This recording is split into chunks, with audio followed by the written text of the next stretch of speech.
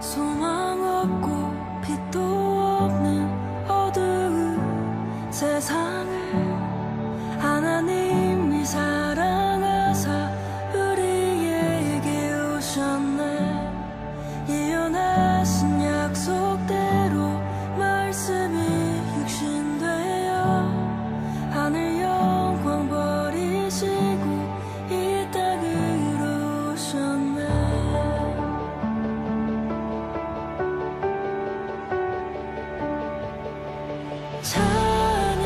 찬양하세 우리 주 삼위일체 하나님 지극히 높으신 주 영원토록 찬양합니다.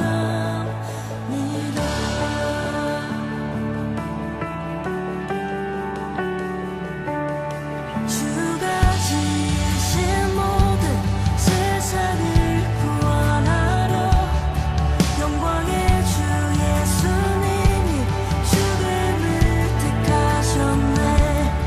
그 고통 속에서도 주의 뜻 기억하사 길을 잃은 우리 위해 십자가를 지셨네.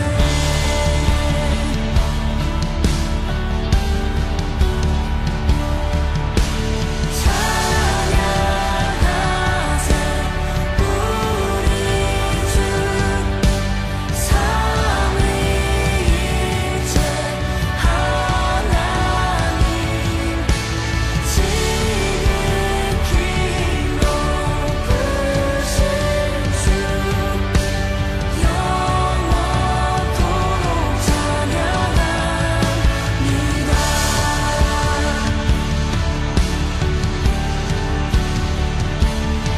부활하신 그 아침 닫힌 무덤 열리고 죽임당한 어린 양 죽음을 이기셨네. 생명의 길 되시는 그리스도를 통해 아버지께 오는 자 모두 회복되리라. 주가 세우신 교회 성령이 이끄시네. 영원한 주의 복음 무너지지 않으리. 주의 보혈로 인해 나는 자유케 됐네. 예수의 사랑으로 새 생명을 얻었네.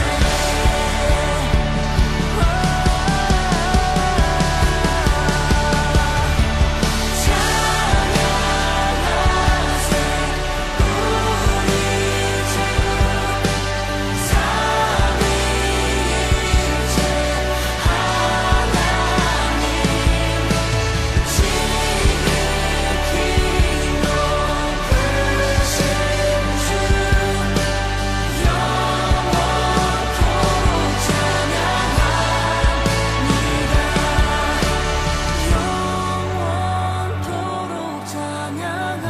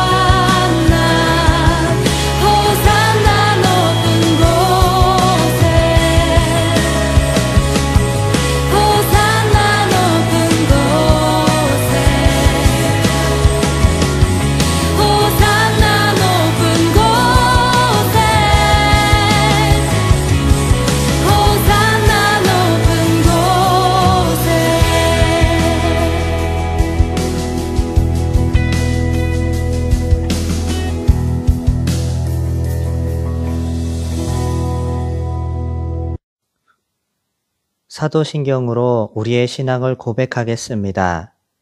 나는 전능하신 아버지 하나님, 천지의 창조주를 믿습니다.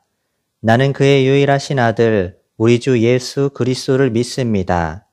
그는 성령으로 잉태되어 동정녀 마리아에게서 나시고 본디오 빌라도에게 고난을 받아 십자가에 못 박혀 죽으시고 장사된 지 사흘 만에 죽은 자 가운데서 다시 살아나셨으며 하늘에 오르시어 전능하신 아버지 하나님 우편에 앉아 계시다가 거기로부터 살아있는 자와 죽은 자를 심판하러 오십니다.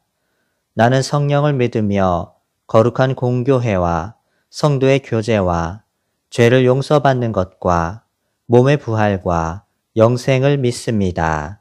아멘. 성경 봉독하겠습니다. 본문은 누가복음 19장 28절부터 40절까지입니다.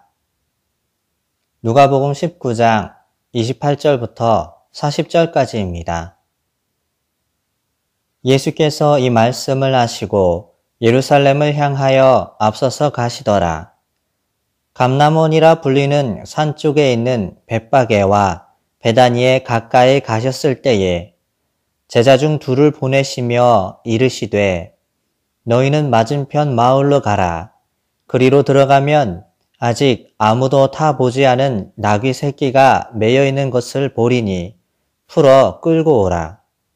만일 누가 너희에게 어찌하여 푸느냐 묻거든 말하기를 주가 쓰시겠다 하라 하시매 보내심을 받은 자들이 가서 그 말씀하신 대로 만난지라.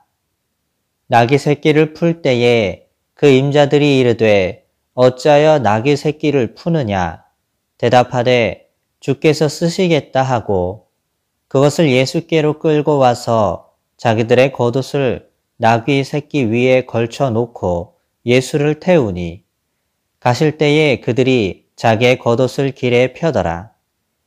이미 감람산 내리막길에 가까이 오심에 제자의 온 무리가 자기들이 본 바 모든 능한 일로 인하여 기뻐하며 큰 소리로 하나님을 찬양하여 이르되 찬송하리로다. 주의 이름으로 오시는 왕이여 하늘에는 평화요 가장 높은 곳에는 영광이로다 하니 무리 중 어떤 바리새인들이 말하되 선생이여 당신의 제자들을 책망하소서 하거늘 대답하여 이르시되 내가 너희에게 말하노니 만일 이 사람들이 침묵하면 돌들이 소리 지르리라 하시니라. 아멘. 오늘 본문을 보면 예수님께서 나귀를 타고 입성하십니다. 예수님께서 입성하시자 수많은 사람들이 우리의 왕이 오셨다며 예수님의 이름을 환호합니다. 그런데 이 내용은 사복음서에서 모두 기록하고 있지만 기록하고 있는 사람들의 말이 조금씩 다릅니다. 사복음서, 즉 마태복음, 마가복음, 누가복음, 요한복음의 내용이 조금씩 다르다는 말입니다. 이것은 이상한 것이 아니라 사람들이 여러 명 있었는데 그들 중 누군가는 이런 말을 하고 누군가는 이런 말을 했다고 생각할 수 있습니다. 특별히 누가복음에서는 사람들이 예수님을 향해 이렇게 환호했다고 기록하고 있습니다. 본문 38절입니다. 이르되 찬송하리로다. 주의 이름으로 오시는 왕이여 하늘에는 평화요 가장 높은 곳에는 영광이로다 하니 하늘에는 평화 가장 높은 곳에는 영광이로다 라며 예수님의 이름을 환호합니다. 이것은 누가복음 2장 14절에 기록된 천사들의 찬양과 같은 내용입니다. 그때는 땅의 평화로 고백하고 지금은 하늘의 평화라고 이야기합니다. 이것은 둘 다 사람들이 살아가는 세상을 말합니다. 즉 예수님을 사람들에게 평화를 가져다 주실 평화의 왕으로 고백하고 있는 것입니다. 예수님은 이 땅에 하나님의 평화를 가져다 주시는 평화의 왕이십니다. 하지만 그 평화는 세상이 말하는 평화가 아닌 하나님의 평화입니다. 바로 사람들에게 구원을 가져다 주어 멸망으로부터 평화롭게 해주시는 것입니다. 우리 모든 사람은 죄에 빠져 하나님의 심판을 면할 수 없게 되었습니다. 그 심판 앞에서 모든 사람은 자유로울 수가 없고 그 심판 때문에 사람은 평화로울 수 없었습니다. 하지만 예수님께서 사람의 죄를 대신 짊어지고 십자가에서 죽으심으로 사람의 모든 죄의 문제를 해결해 주셨습니다. 사람이 하나님의 심판을 면할 수 있게 해주신 것입니다. 멸망할 수밖에 없어 평화롭지 못했던 우리 인간들에게 하나님은 구원을 통해 진정한 평화와 자유를 누릴 수 있게 해주셨습니다. 로마서 5장 10절에 이런 말씀이 있습니다. 곧 우리가 원수 되었을 때에 그의 아들의 죽으심으로 말미암아 하나님과 화목하게 되었은즉 화목하게 된 자로서는 더욱 그의 살아나심으로 말미암아 구원을 받을 것이니라. 이것이 바로 예수님으로 인해 우리에게 주어진 평화입니다. 하나님의 심판을 면하고 하나님과 다시 화목하게 되어 영원한 생명을 누릴 수 있게 되었습니다. 멸망과 심판으로부터 평화로워진 것입니다. 사람들은 예수님께서 로마를 무찔러 주고 자신들에게 평화를 가져다 주길 기대했을 것입니다. 하지만 예수님의 평화는 그것이 아니었습니다. 무력이 아닌 자신의 희생을 통해 우리에게 구원을 주시고 우리에게 진정한 평화를 주신 것입니다. 무력과 분쟁이 아닌 우리를 위한 희생과 사랑으로 말입니다. 요한일서 4장 10절에 이런 말씀이 있습니다. 사랑은 여기 있으니 우리가 하나님을 사랑한 것이 아니요 하나님이 우리를 사랑하사 우리 죄를 속하기 위하여 화목제물로 그 아들을 보내셨음이라. 예수님께서 우리에게 주신 평화와 그 평화를 주시기 위해 자신을 희생하신 예수님의 사랑을 깊이 생각할 수 있기를 소망합니다. 나를 사랑하셔서 나를 위해 자기 자신을 버리신 예수님의 사랑을 깊이 생각하며 그 사랑으로 채워지고 또 예수님께서 주신 평화를 누리며 살아가는 우리 모두가 될 수 있기를 소망합니다. 기도하겠습니다. 하나님, 멸망할 수밖에 없는 우리를 사랑하셔서 예수님을 보내주신 것을 감사합니다. 예수님의 희생과 사랑으로 우리가 하나님의 평화를 누릴 수 있게 해주셔서 감사합니다. 우리에게 베푸신 예수님의 사랑에 감사하며 사는 우리가 되게 하옵소서. 우리가 우리의 삶을 예수님께 드리고 예수님을 위해 살게 하옵소서. 주님, 부족하고 더러운 우리를 받아주옵소서. 주님의 사랑과 용서로 우리를 받아주시고 우리에게 은혜를 베풀어 주옵소서. 예수님 이름으로 기도합니다. 아멘. 주기도문으로 예배를 마치겠습니다. 하늘에 계신 우리 아버지, 아버지의 이름을 거룩하게 하시며 아버지의 나라가 오게 하시며 아버지의 뜻이 하늘에서와 같이 땅에서도 이루어지게 하소서. 오늘 우리에게 일용할 양식을 주시고 우리가 우리에게 잘못한 사람을 용서하여 준 것 같이 우리 죄를 용서하여 주시고 우리를 시험에 빠지지 않게 하시고 악에서 구하소서.